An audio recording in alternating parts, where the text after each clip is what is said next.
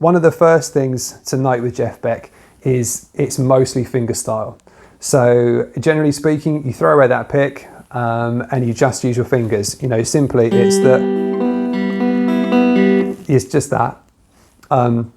He didn't use a pick very much. He sometimes used a slide as well, though, up and down. And even on occasion, I've seen him actually mute the strings up here and actually use the slide down here on the strings to make the harmonics and make the noise and get the sound out of that, which is really super impressive. I highly suggest. I think it's a song called Angel.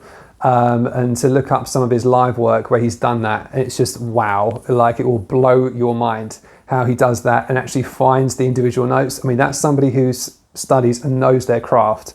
Now, the other thing to note with Jeff Beck is the use of the tremolo. Now, specifically, while you're doing the finger picking, you also need to be able to grab that tremolo and do them simultaneously. Now, you can use a technique where you're just kind of holding it with 2 or 3 fingers, and that loosens up. That you still got your thumb and at least your index finger handy to be able to do any of the work that you need to in terms of your picking hand.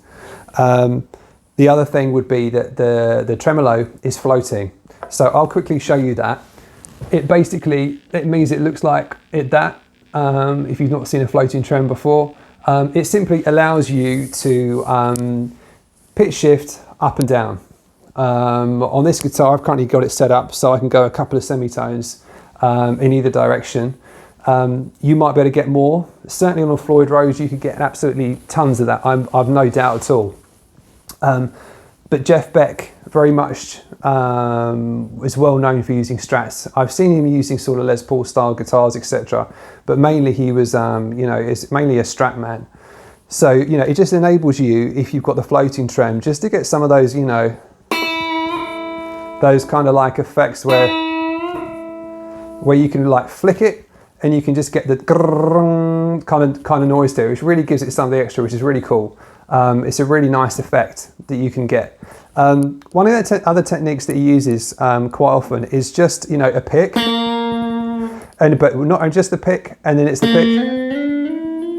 It's the pick and the slide. So he will do that quite a lot to give that sort of that voice to the guitar. What he's really good at, I think, is passing through notes, passing between notes seamlessly, so that you don't really get a sense of the breaks in the notes. And he really pulls you in with that sort of style of playing. Another technique he uses is volume swells. So when you're playing a note, just simply, rather than it just be standard note like that, what you want to do is you'll have your volume knob turned all the way down, and you'll just, sort of bring that in and swell it up and swell it down. That's something he's well known for doing as well, and it gives a really interesting dynamics to what he's playing. Another thing which is more sort of on his funky kind of tunes is sort of that sort of double stop vibrato that he does, which is quite a nice effect. You can do it with a finger like this. I personally find that a lot harder to do, so you might want to stick with it just doing like that. The other thing that he does is obviously those, as I've briefly mentioned, with the tremolo, he's able to find those microtones as he's playing, and sort of really go up and down and shift gears between all of those. And it's all the intention of getting the guitar to sing all the time. It's to really make the guitar sound like something else. It really the way he plays is so amazing. So I did say I'd point to the chap I was talking about in terms of the guy who can really dig deep into the songs, and it's a chap called Michael Caswell. He's well worth checking out. Just type it into YouTube and you'll find his stuff. I'll also try and link in the description to him below. The only other thing to mention would be some songs to check out. Obviously, I've mentioned Because We Have Ended as Lovers. and also Beck's Bolero is another good one to check out.